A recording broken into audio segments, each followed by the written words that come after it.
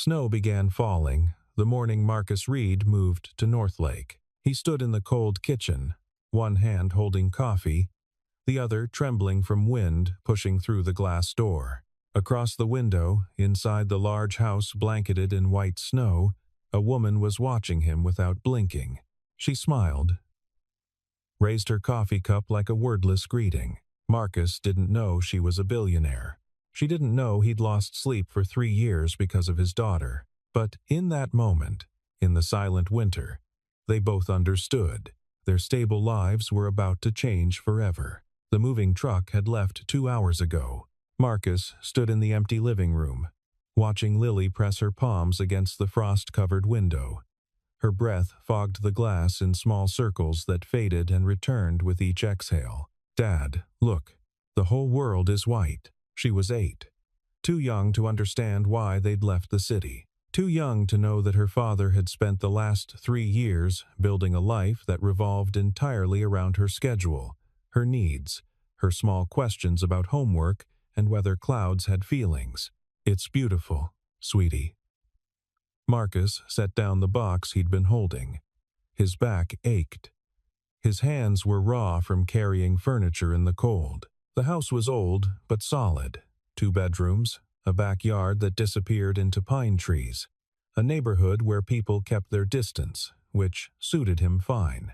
He'd chosen Northlake because it was quiet, because the school had good ratings, because he could afford the rent on his remote tech support salary and still have enough left over for Lily's art supplies and the occasional pizza night. "Can we build a snowman tomorrow?"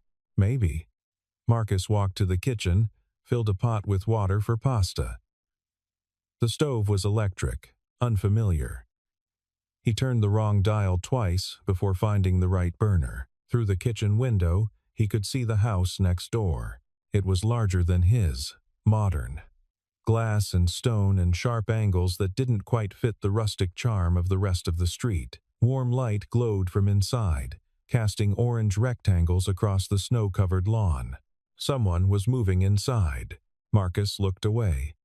He had pasta to boil, boxes to unpack, a bedtime story to read. He didn't have time to wonder about neighbors. But when he glanced back, just for a moment, he saw her, a woman, standing in her kitchen, looking out at the snow. She turned. Their eyes met across the distance. She didn't look away. Neither did he. Then Lily called from the living room. "Dad, where's Mr. Rabbit?" And the moment broke. Marcus found the stuffed animal buried in a box marked Lily's room. By the time he returned to the kitchen, the woman was gone. The pasta boiled over. He cleaned it up, served dinner on paper plates because the real ones were still packed, and tried not to think about the way that stranger had looked at him. Like she recognized something. Like she was lonely too. That night, after Lily fell asleep, clutching Mr. Rabbit, Marcus sat in the dark living room with his laptop. Work emails. Bills. A message from his sister asking how the move went. He typed back, *. Fine. Lily's happy. House is good. He didn't mention the exhaustion that lived in his bones. The weight of being the only person responsible for another human's entire existence. The way he sometimes stood in the shower and just breathed, counting to 10, reminding himself that he was doing okay, that Lily was healthy and safe, and that was all that mattered. At 11:47 p.m., he closed the laptop, walked to the window. The house next door was still lit, and there she was again. Standing in her own window, looking out at the snow that continued to fall in thick, lazy flakes. She held a mug. Steam rose from it, visible even from this distance. Marcus didn't move. Neither did she. They just stood there, 2 people awake while the rest of the world slept, separated by snow and glass and 50 feet of frozen ground. Finally, she raised her hand. A small wave. Marcus's heart did something strange. He lifted his own hand, returned the gesture. She smiled. Then she stepped back, disappeared into the warm light of her house. Marcus stood at the window for another 5 minutes, watching snow accumulate on the bare branches of the trees between their properties. When he finally went to bed, he dreamed of winter. The boxes multiplied overnight. That's what it felt like. Anyway, Marcus woke at 5:30 a.m. His body's internal clock hadn't adjusted to the absence of Lily's 6 a.m. alarm and stared at the stack of cardboard in the hallway. Kitchen supplies. Books. The good towels his mother had given him 3 Christmases ago. He made coffee in the unfamiliar kitchen, using the machine he'd set up last night by muscle memory. The first cup was too strong. He drank it anyway, standing at the counter, looking out at the blue dark morning. Snow had stopped falling. Everything was still. Then, movement. The woman appeared in her kitchen window, also holding coffee. She wore a thick sweater. Her hair was pulled back. Even from this distance, Marcus could see the dark circles under her eyes. She hadn't slept well either. Their eyes met again. This time, she didn't just wave. She raised her mug, tilted it slightly toward him. A toast. Marcus found himself smiling. He lifted his own cup, mirrored the gesture. For 30 seconds, they stood there. 2 insomniacs drinking coffee in the pre-dawn cold, connected by nothing but proximity and the strange intimacy of shared wakefulness. Then a light turned on upstairs in Marcus's house. Lily. He turned, set down his mug, headed for the stairs. When he glanced back, the woman was gone. Lily wanted pancakes. Marcus made them from a mix, adding chocolate chips because it was Saturday and because moving to a new place deserved something special. "Did you see the house next door?" Lily asked, drowning her plate in syrup. "I did. It's really big. Like a castle. It's nice. Do you think a family lives there?" Marcus flipped another pancake. "I don't know, honey. We should bring them cookies. Mom always said that's what you do with new neighbors." The mention of her mother still made Marcus's chest tight. Angela had been gone for 3 years cancer, fast and brutal, but Lily remembered her in small, specific ways. The cookie thing, the way she'd sung in the car, her rule about always wearing mismatched socks on Tuesdays. "Maybe we'll do that," Marcus said quietly. "You always say maybe, because sometimes maybe turns into yes." Lily considered this, then nodded, satisfied. After breakfast, Marcus bundled her up 2 layers. Boots, the puffy coat that made her look like a tiny astronaut, and they went outside to assess the snow situation. It was deep. Nearly a foot had fallen overnight. "Snowman?" Lily asked hopefully. "Let me shovel the driveway first." He was halfway through the task, sweating despite the cold, when he heard a door open. The woman stepped onto her porch. She wore a long black coat, boots that looked expensive. Her breath came out in visible puffs. She looked at Marcus. He looked at her. Lily looked at both of them, then waved enthusiastically. "Hi, we're new. I'm Lily." The woman's face softened. She walked to the edge of her driveway, stopped at the invisible property line. "Hello, Lily. I'm Evelyn." Her voice was lower than Marcus expected. Calm, the kind of voice that didn't rush. "This is my dad, Marcus." Evelyn's eyes shifted to him. "Welcome to the neighborhood." "Thanks." Marcus leaned on the shovel, suddenly aware of how he must look, old jacket, snow-dusted hair, the exhaustion that never quite left his face. "How are you settling in?" "Getting there." Silence stretched. "Not uncomfortable, exactly. Just present." "The snow's supposed to keep up through Tuesday," Evelyn said. "I heard. If you need anything salt for the driveway, extra shovel, just knock." Marcus nodded. "Appreciate it." Lily tugged his coat. "Can we build the snowman now?" "In a minute." But Evelyn was already walking back toward her house. She paused at her door, looked over her shoulder. "Nice to meet you both." Then she was gone. Marcus finished shoveling. Lily built her snowman lopsided. With stick arms and a carrot nose Marcus had to retrieve from the unpacked groceries. That night, when he tucked her in, Lily said, "I like Evelyn. She seems lonely." Marcus kissed her forehead. "What makes you say that? She has a big house, but no one to share it with." Out of the mouths of 8-year-olds. The routine established itself without discussion. 8:30 a.m. coffee, window.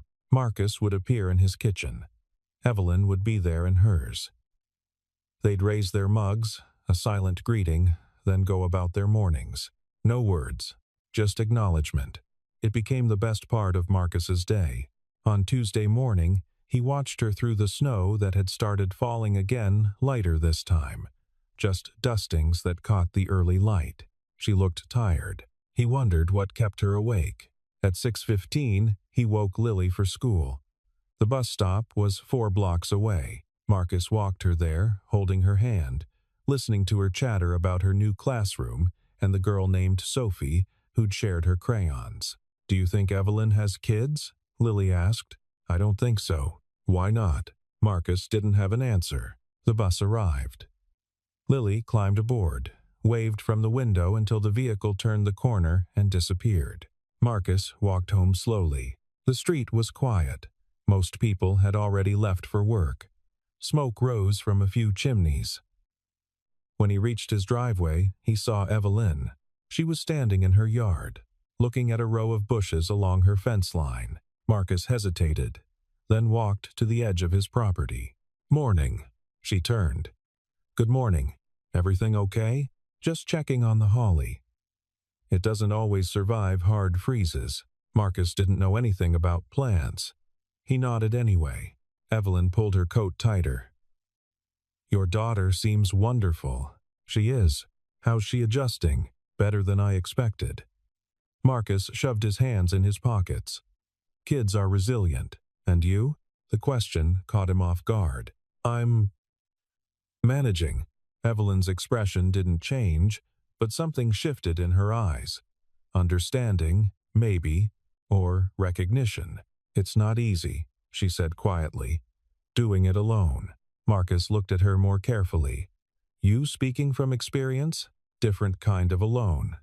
But yes, the wind picked up. Snow swirled between them. "I should go," Evelyn said. "Conference call in 20 minutes. "Right." "Yeah." She walked back toward her house, then paused.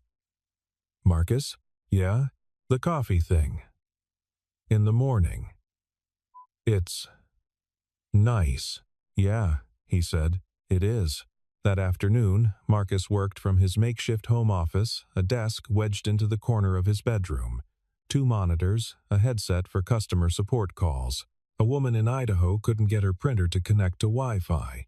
A man in Texas needed help recovering his email password. A teenager in Ohio had somehow installed 17 browser toolbars and couldn't figure out how to remove them. Marcus walked them through solutions, his voice patient, his mind elsewhere. At 3:30, he logged off and walked to the bus stop to meet Lily. She came home with a drawing. Their house, covered in snow, with a big sun overhead and stick figures of her and Marcus standing in the yard. "That's us," she explained, unnecessarily. "I love it. Can we hang it on the fridge?" "Absolutely." They made grilled cheese for dinner.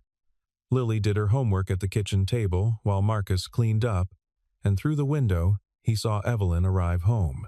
A black car pulled into her driveway. She stepped out, still in business clothes, carrying a leather bag. She looked up. Their eyes met. She didn't smile this time. Just looked at him, her expression unreadable. Then, she went inside. Marcus finished the dishes. The plow came through on Wednesday night, pushing snow into tall banks at the end of every driveway. Marcus spent Thursday morning digging out his mailbox. His back screamed. His hands went numb even through gloves. He was taking a break, breathing hard, when he heard scraping from next door. Evelyn was shoveling her own driveway. She moved efficiently, methodically, like someone who'd done physical labor before. Marcus watched her for a moment, then grabbed his shovel and walked to the fence line. "Need a hand?" She looked up, surprised. "I've got it. 2 shovels work faster than 1. Evelyn hesitated, then nodded. "All right." "Thank you." They worked in silence at first. The only sounds were scraping metal, heavy breathing, the occasional grunt of effort. After 20 minutes, they'd cleared both driveways. Evelyn leaned on her shovel, face flushed from exertion. I appreciate the help. No problem. Can I offer you coffee? Real coffee, not the instant stuff. Marcus glanced at his house. Lily wouldn't be home for another 3 hours. Sure, Evelyn's house was exactly what Marcus expected, and nothing like it at the same time. Clean lines, expensive furniture, but also stacks of books on every surface, a blanket draped over the couch, dishes in the sink. She lived here. Really lived here. Cream? Sugar? Evelyn called from the kitchen. Black's fine. She returned with 2 mugs, gestured to the couch.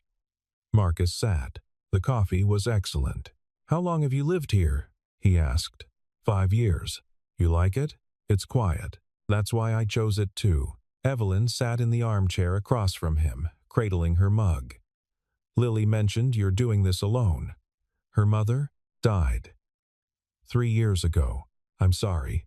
Me too. Silence. Not awkward. Just present. And you? Marcus asked. Not married. Never was. Evelyn looked into her coffee. I travel a lot for work. Not exactly conducive to relationships. What kind of work? Corporate consulting. It was vague enough that Marcus didn't push. They talked for another 20 minutes. Surface things. The neighborhood. The school system. The hardware store that had decent prices. When Marcus stood to leave, Evelyn walked him to the door. Thank you again, she said. For the help. Any time. He meant it. You went to Evelyn's house? Lily said it like Marcus had committed a minor crime. Just for coffee. We shoveled snow together. Did you see her whole house? Some of it. Was it like a castle? More like a very clean, regular house. Lily frowned, clearly disappointed. A cat? Didn't see one. So she lives all alone in that big house? Marcus stirred the pot of chili on the stove. Yeah, I guess so. That's sad. She seems fine with it. Adults always say they're fine.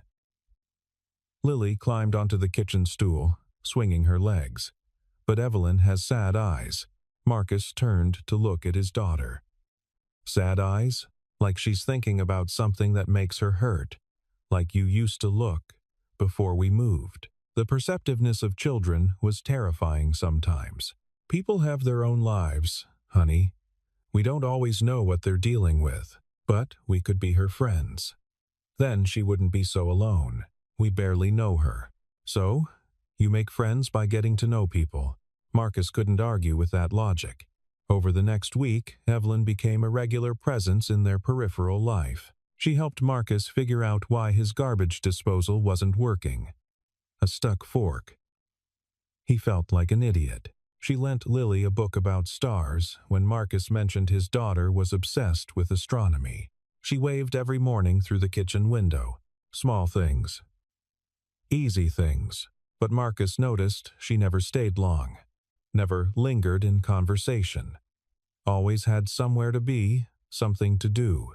The walls were still there. On Saturday, Lily asked if they could invite Evelyn to the park. She's probably busy, Marcus said. We should ask. So they did. Marcus knocked on her door, feeling ridiculous, with Lily bouncing beside him. Evelyn answered in jeans and a sweater. Casual. She looked younger somehow. Hi, Marcus said. We're heading to the park. Lily wanted to know if you'd like to come. Evelyn's eyes widened slightly. Oh. Please? Lily added. We're going to feed the ducks. Dad brought bread. You're not supposed to feed ducks bread, Evelyn said automatically. We brought lettuce too, Marcus offered. A smile tugged at Evelyn's mouth. All right. Let me grab my coat. The park was 15 minutes away, empty except for a jogger and an elderly couple on a bench. The pond was partially frozen. 3 ducks huddled near the unfrozen section, looking cold and annoyed. Lily tossed lettuce. The ducks ignored her. They're offended by vegetables, Evelyn said. Healthy eating is important, Lily said seriously, sounding exactly like her mother used to. Marcus's chest tightened. Evelyn must have noticed. She glanced at him, but didn't comment. They walked the path around the pond. Lily ran ahead, then circled back, then ran ahead again. An endless loop of 8-year-old energy. "She's a good kid," Evelyn said. "She is. You're doing a good job." Marcus kicked a stone off the path. "Most days I feel like I'm barely keeping it together. That's parenthood, from what I understand. You ever think about having kids?" Evelyn was quiet for a long moment. "I thought about it. Long time ago. But my life went a different direction. Regrets? Some days." They watched Lily try to climb a tree. Fail. Try again. "She's right, you know," Marcus said. "About what?" "You do have sad eyes." Evelyn stopped walking. "She said that?" "Word for word. Smart kid. The smartest." Evelyn looked away toward the frozen pond. "I'm good at my job. Very good. But it takes everything. Every hour, every thought. I built my entire life around being excellent at one thing. And I look around sometimes and realize I forgot to build anything else." Marcus understood that. They stood there, watching Lily finally make it up the tree, her triumphant shout echoing across the empty park. The swing set in Marcus's backyard was old and frozen solid. Lily had been complaining about it since they moved in. Marcus kept promising to fix it, but between work and unpacking and just existing, he hadn't gotten around to it. On Sunday morning, he finally grabbed his tools. 10 minutes in, he realized the bolts were rusted through. "Need help?" Evelyn stood at the fence, wearing a heavy coat and work gloves. Marcus blinked. "You know about swing sets. I know about stuck bolts." She came over, assessed the situation, then disappeared into her garage and returned with penetrating oil and a better wrench. Together, they dismantled the frozen joints, replaced the rusted hardware, and got the swings moving again. It took 2 hours. Lily tested it immediately, pumping her legs, soaring up toward the gray winter sky. "Higher!" she shouted. Marcus watched her, smiling. "You're good with her," Evelyn said. "I try. It shows." They sat on the back steps, drinking water, watching Lily swing. "Can I ask you something?" Marcus said. "Sure. Why did you move here?" "To Northlake." "This isn't exactly a corporate hub." Evelyn pulled off her gloves. "I wanted somewhere quiet. Somewhere people wouldn't recognize me." "Recognize you?" She met his eyes. "I'm not just a consultant, Marcus. I run a company. Large company. And everywhere I go, people know my name, my net worth, my last 5 business decisions. I just wanted one place where I could be normal." Marcus processed this. "How large?" "Large enough that I can't really take a week off without things falling apart." "Sounds lonely." "It is." Lily jumped off the swing mid-arc, landed in a heap, laughed, and climbed back on. "She doesn't care about any of that," Marcus said. "What you do. What you're worth. She just likes you." "I know." Evelyn's voice was soft. "That's why it's nice." The dynamic shifted after that. Evelyn started coming over more. Never without reason she'd bring mail that had been misdelivered, or ask to borrow a ladder, or offer to watch Lily if Marcus needed to run an errand. But she stayed longer each time. She taught Lily how to make a proper snow fort. She helped Marcus assemble the bookshelf he'd been avoiding. She ate dinner with them twice, spaghetti one night, tacos the next, and didn't flinch when Lily talked with her mouth full or when Marcus had to pause mid-conversation to clean up spilled juice. It felt natural, easy, and that terrified Marcus more than he wanted to admit. Evelyn stopped showing up in the kitchen window. It happened gradually. One morning she wasn't there. Then 2 mornings. Then a week. Marcus told himself it was fine.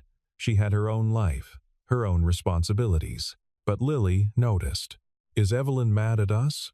"No, honey." "Then where is she?" "Probably just busy with work." "For a whole week?" Marcus didn't have a good answer. He saw her once, briefly, getting into her car early one morning. She looked exhausted, worn down. He raised his hand in a wave. She barely glanced at him before driving away. It was Tuesday night. Marcus was making grilled chicken, fighting with the stove's temperamental heat settings. Yeah? Do you think Evelyn is okay? Marcus turned. Lily sat at the table, homework abandoned, her face serious. I'm sure she's fine. She looked sad. When I saw her yesterday, you saw her? She was getting her mail. I said hi. She smiled, but it wasn't real. Marcus turned off the stove, sat down across from his daughter. Sometimes adults go through hard things, he said carefully, and they don't always know how to talk about it. Like when Mom died? Yeah, like that. Lily twisted her pencil. Should we check on her? I don't know if she wants to be checked on. But friends check on friends. That's what you told me. Out-logicked by an 8-year-old. Again, Marcus knocked on Evelyn's door on Wednesday evening. No answer. He knocked again. The door opened. Evelyn stood there in sweatpants and an oversized shirt, hair down, face bare of makeup. She looked human, vulnerable. Marcus. Hey, just wanted to make sure you're okay. Haven't seen you around. I'm fine. Just swamped with work. Lily asked about you. Something flickered in Evelyn's expression. Tell her I'm sorry. I've been terrible company. You don't owe us anything. I know. But Evelyn. Good night, Marcus. The door closed. Marcus stood there for a long moment, then walked home. The email arrived at 6:47 a.m. Marcus was drinking coffee, alone at his kitchen window. Evelyn's kitchen was dark. His phone buzzed. A message from his sister. Asterisk. Did you know your neighbor is that Evelyn Cross? Asterisk. A link followed. Marcus clicked it. Forbes article. Evelyn Cross, the CEO who turned a failing tech company into a $3 billion empire. Photo of Evelyn in a sharp suit, standing in front of floor-to-ceiling windows, city skyline behind her. The same Evelyn who'd helped him fix a swing set, who'd sat on his back steps, drinking water from a plastic bottle, who'd let Lily teach her how to properly feed ducks. Marcus set down his phone, picked it back up. Read the article. CEO of Crosstech Industries, worth an estimated $2.4 billion. Known for her brutal efficiency and complete dedication to the company she'd built from nothing, Miss Cross is rarely seen outside of business contexts, the article noted. She maintains an intensely private personal life and is known to work 18-hour days regularly. No wonder she looked exhausted. Marcus didn't know what to do with the information. He couldn't unknow it. Couldn't pretend he was still under the impression she was just a corporate consultant, but he also couldn't figure out why it mattered. She was still the same person, wasn't she? On Friday morning, Evelyn appeared in her kitchen window for the first time in 10 days. She raised her coffee mug. Marcus raised his. They stood there, 50 feet apart, looking at each other. Then Evelyn set down her mug and picked up her phone. Marcus's phone buzzed. A text from an unknown number. Asterisk. Can we talk? Come over when you have time. Evelyn's house felt different now that Marcus knew. He looked at the expensive furniture and saw not just good taste but obscene wealth. The artwork on the walls probably cost more than his car. Coffee? Evelyn asked. I'm good. They sat in her living room.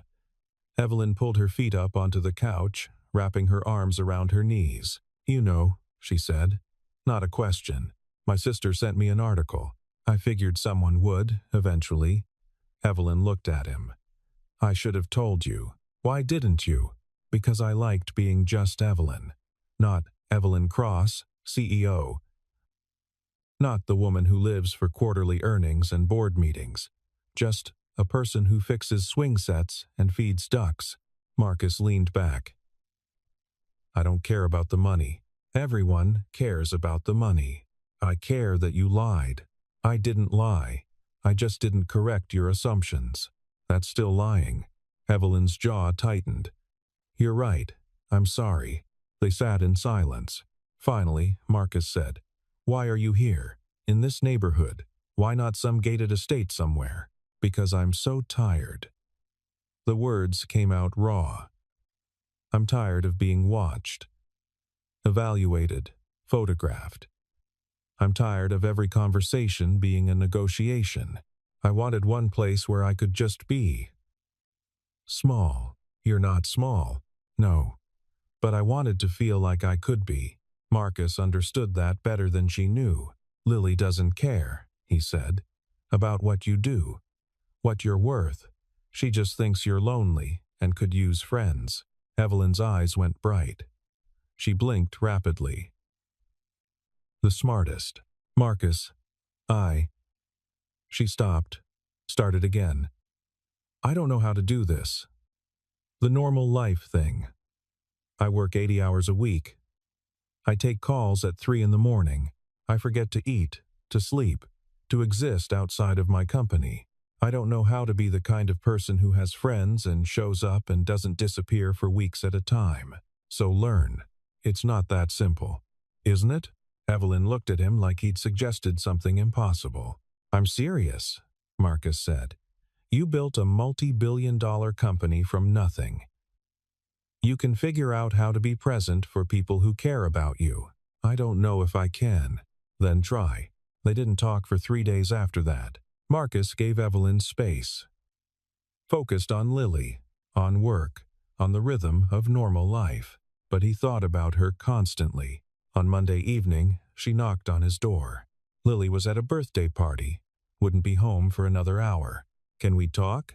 Evelyn asked. Yeah, come in. They sat at the kitchen table. Evelyn had her hands folded in front of her, knuckles white. I've been thinking about what you said, she began. About trying. Okay, and I want to. I really do. But Marcus, I need you to understand something. She looked at him. My company isn't a hobby. It's 800 employees who depend on me. It's innovations that change industries. It's everything I've built, everything I am. I'm not asking you to give that up, but you're asking me to be less available to it. To carve out time, attention, energy that I've never had to share before. Yes, I am. Evelyn's breath came out shaky. What if I can't? What if I try and I fail and I hurt people, hurt Lily because I'm too broken to be what you need? Marcus reached across the table, took her hand. She flinched but didn't pull away. I'm not asking you to be anything, he said quietly. I'm just asking if you want to see what happens if you try. Want to see? Yeah. Evelyn stared at their joined hands. I've never been so scared of anything. Good relationships are scary. Is that what this is? A relationship? Marcus didn't answer immediately. Instead, he said, I'm a single dad with a tech support job and a 7-year-old car and a daughter who needs me every single day. I can't travel. I can't do spontaneous weekend trips. I can't be the kind of person who fits into your world. I don't want someone from my world. Then what do you want? Evelyn's voice broke. I want to stop being so alone. I want to have coffee with someone every morning. I want to help fix swing sets and feed ducks and sit through dinner with an 8-year-old who talks about stars. I want to feel like I matter to someone for reasons that have nothing to do with profits or strategy or market dominance. You do matter. To us. How can you say that? You barely know me. I know you help neighbors shovel snow. I know you read books about astronomy so you can talk to Lily about constellations. I know you stand in your kitchen at 5:30 in the morning looking like you're carrying the weight of the world and still manage to smile when you see me.